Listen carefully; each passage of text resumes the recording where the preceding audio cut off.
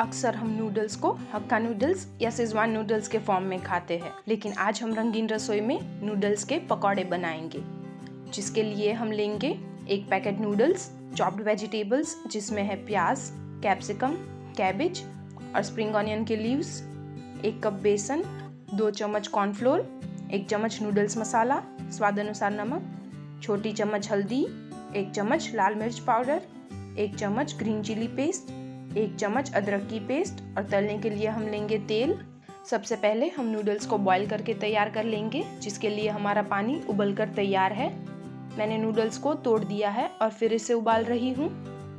इसे हल्का सा बॉईल करें ताकि जब यह फ्राई हो तो क्रिस्पी रहे। अब हम इसमें ऐड कर रहे हैं थोड़ा सा नमक और फिर इसे बॉईल होने देंगे।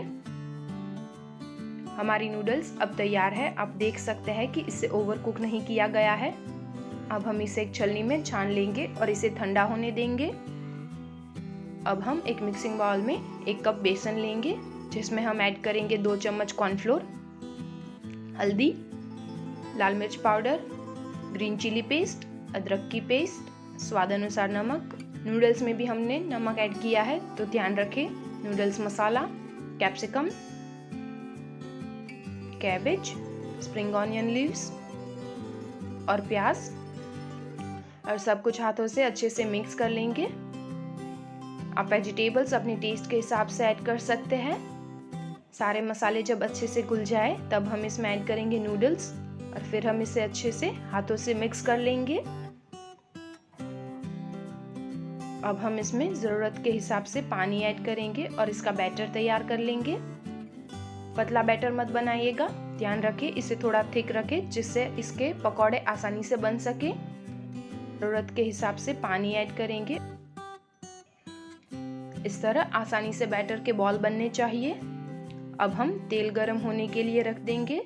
तेल गरम होने पर हम इसमें पकौड़े बनाएंगे। छोटे छोटे बनाएं, तेल में समा पाए उतने ही बनाएं। हम इसे पलटाते हुए इसे गोल्डन ब्राउन होने तक फ्राई करेंगे। गैस की फ्लेम मीडियम रखें और इसे पलटाते रहें। नूडल्स का एक नया फॉर्म आपके बच्चों को ज़रूर पसंद आएगा और इस सर्दी के मौसम में गर्मा गर्म पकौड़े का तो मज़ा ही अलग है। हमारे पकौड़े अब तल के तैयार है। इसी तरह हम दूसरे भी तल के तैयार कर लेंगे। आँच को ज़्यादा ना रखें वरना ये बाहर से पक जाएगा और अंदर से कच्चा रहेगा, और अगर आँच कम हुई तो ये ऑयल एब्जॉर्ब कर लेगा। तो आप अपनी आँच को मीडियम ही रखें। इसी तरह हम सारे पकौड़े तल के तैयार कर लेंगे। तो तैयार है हमारे नूडल्स के पकौड़े। उम्मीद है आपको हमारी आज की रेसिपी पसंद आई हो।